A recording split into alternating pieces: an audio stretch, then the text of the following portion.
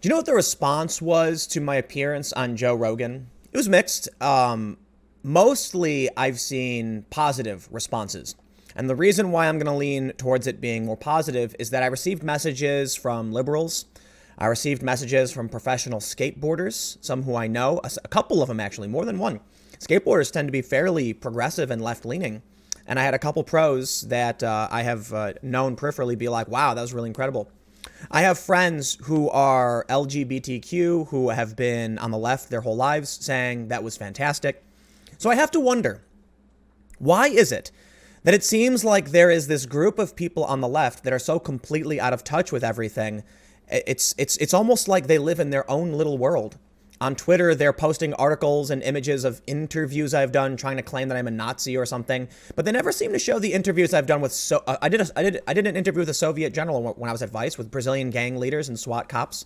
They don't seem to show those images. They selectively choose this one. And I think it's because I do believe most of them actually believe it. They don't do research. But the point of this video is not to talk about me, and the reason I bring it up is that I feel like the left is spiraling out of control because, the left, I'll do air quotes, whatever is the leading vocal group that's guiding the principles of what we would call the left today is spinning faster and faster. It's getting crazier and crazier. And eventually it's going to just spin so tightly, it's going to pop. And the rest of us are standing here watching with complete and utter confusion. Now, why am I saying this? Well, I did a video the other day about the AFL-CIO criticizing the Green New Deal. And I want to make sure I emphasize this point because I thought more about it and thought, I don't think people realize how significant this is.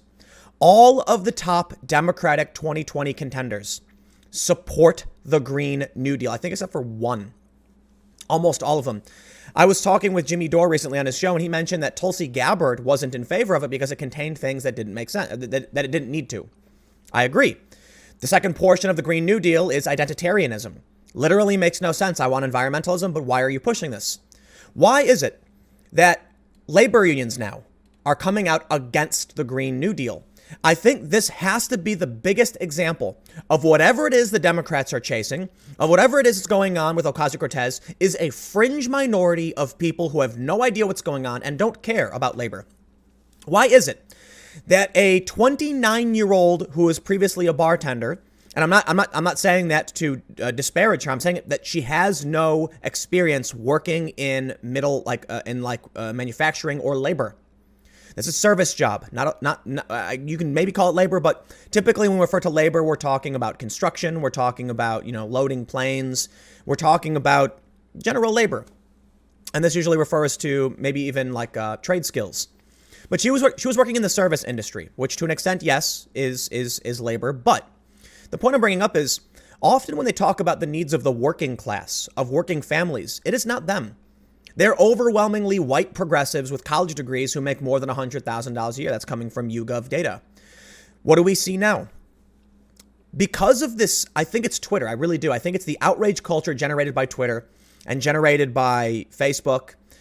And actually, I'll bring this up too, because it seems like a lot of people don't really get it. YouTube actually pushes people to the left. That's not my opinion. That's the actual data. You have people who are increasingly being radicalized to this fringe position where most Americans are not.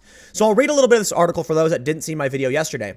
But the AFL-CIO, for those that don't know, it's the biggest federation of labor unions. They say, the national arm for U.S. labor unions offered a critical assessment of the Green New Deal, warning that the ambitious plan to combat climate change could adversely affect U.S. workers. The AFL-CIO overwhelmingly supports Democrats and opposes Republicans. So now, this is going to be more of a general video. I showed this to so many people. I met up with a journalist the other day who is typically associated with more lefty mainstream politics. I'm not going to name them. It was an off-the-record conversation. And they were shocked when I said that the left receives more recommendations than the center or the right because they're convinced YouTube is radicalizing people to the right. Why would they believe such fraudulent, fake information? It's mind-blowing, isn't it?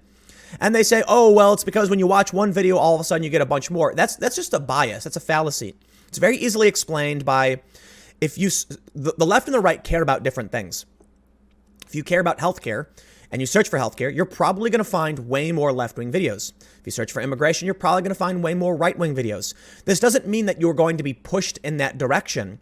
It just means that certain factions talk about certain things. And there's a reason why I bring up this data right here.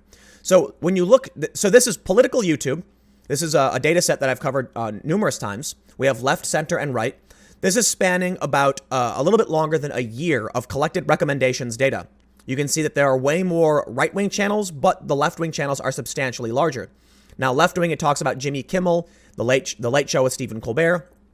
The reason they're left-wing is very clearly they're in opposition to Trump, and they even push back on like anti-war Democrats. Stephen Colbert recently questioned Tulsi Gabbard on, why some right-wing and white nationalist characters liked her. And it's like, well, what, it's a ridiculous fallacy to bring up. And it seems like they challenge anyone who doesn't support the establishment. But let's back to the main point. There is a small fringe group. It's very, very small, but it's very, very vocal and very powerful. They work in media overwhelming. They push complete and total nonsense and fake news and lies. The Democrats are following this because they saw Alexandria Ocasio-Cortez and they said, wow, this must be what people want. Except the problem is Ocasio-Cortez didn't really get elected in the normal means. She wasn't chosen by her peers. She's just a Democrat. As Cenk Uygur said when he announced the campaign, they were targeting vulnerable Democrats. All she had to do, she got, I think, 16,500 or so votes in a district of 750 or so thousand.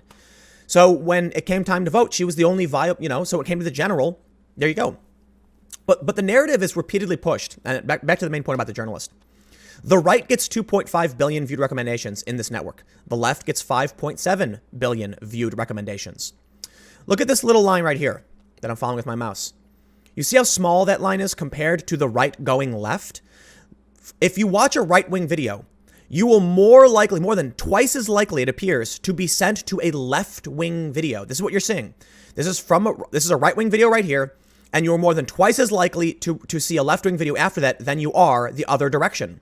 If we're going to be honest, YouTube is actually pushing people towards the left. And then we hear these conversations with Kara Swisher and Susan Wojcicki where they're continuing to alter the recommendations in favor of the left. The left is winning in this sense. And they're acting like they're not. It is a fringe minority. And the result is Democrats supporting a bill that is opposed by the largest federation of unions. What does that really mean? The AFL-CIO, millions, I believe it's like 12 million members. It's massive. And they're in opposition to what these Democrats are proposing. Are they going to endorse any of these candidates? Do you think the union leaders are going to send out their newsletter, their recommendation to the members of the union and say, vote for the guy, vote for the candidate who wants to take your job away? Absolutely not. So why are they supporting it? They're trapped in a bubble built, in my opinion, mostly by Twitter, by these far left journalists who have been radicalized by, being in this tight knit sphere that's getting tighter and spinning faster and faster. And it's completely insane. And they actually think this is inverted.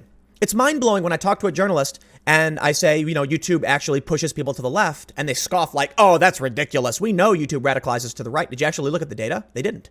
They didn't look at the data. They live in this tiny fringe bubble that even major label unions oppose. Cortez does not reflect mainstream America. They use misleading polls to convince you they do, and it's insane. This says to me, this may be the biggest, the craziest example of just how insane the Democratic Party is going. Most Democrats are probably fine. I'm not a big fan of the corporate Democrats who are all millionaires and push their own, agenda. But the idea that Ocasio-Cortez somehow represents the working class, she doesn't. Absolutely does not. She represents a fringe faction of progressives propped up by people like Cenk Uygur who are convinced they are America because of misleading polls. Here's what they do. Polls you shouldn't trust. And I'm very cautious when I use certain data. You want to look at the data set. You want to see the questions they ask. If I asked you, would you support the government investing in green technologies and renewable energy?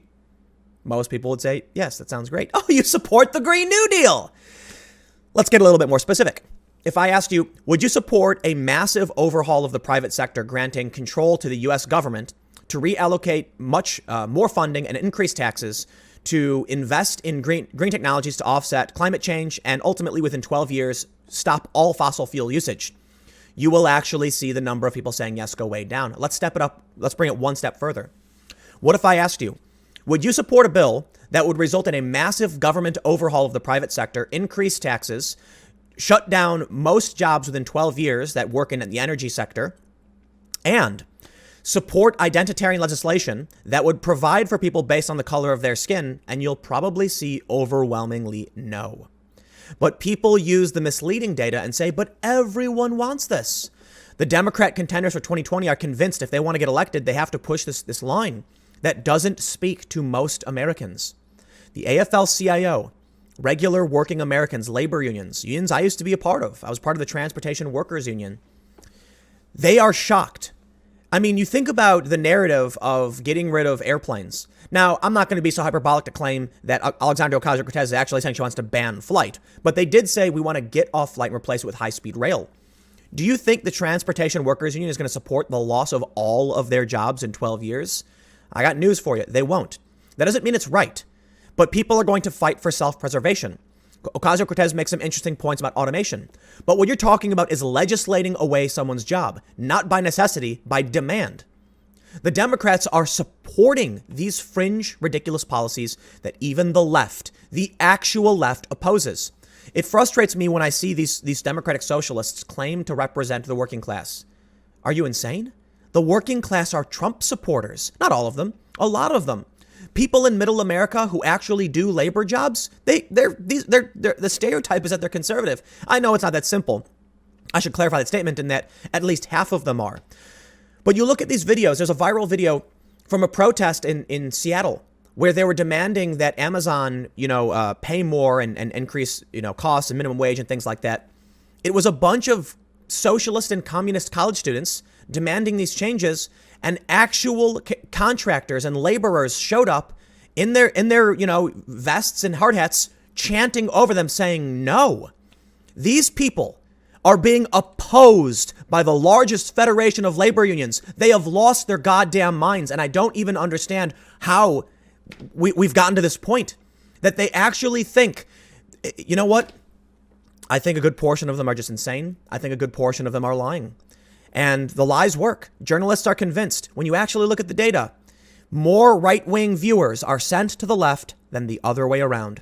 But they believe the inverse is true. They truly live in Wally world. I'll end by saying this. When I saw that the AFL-CIO opposed the Green New Deal, that just confirmed to me that I'm not wrong when I bring this stuff up. It's not wrong for you to point out that the Democratic Party has lost its way. It's not wrong for you to point out that the left has really gone off the rails and are supporting fringe policies that Americans don't want. When labor unions that traditionally support Democrats are now saying you are all wrong to the top 2020 contenders in the primary caucuses and race in the primaries, they support this. And Americans, the working class, labor unions, they don't. The Democrats are off the rails. And this is probably the best example. Stick around. I have another video coming up at 4 p.m. and I will see you then.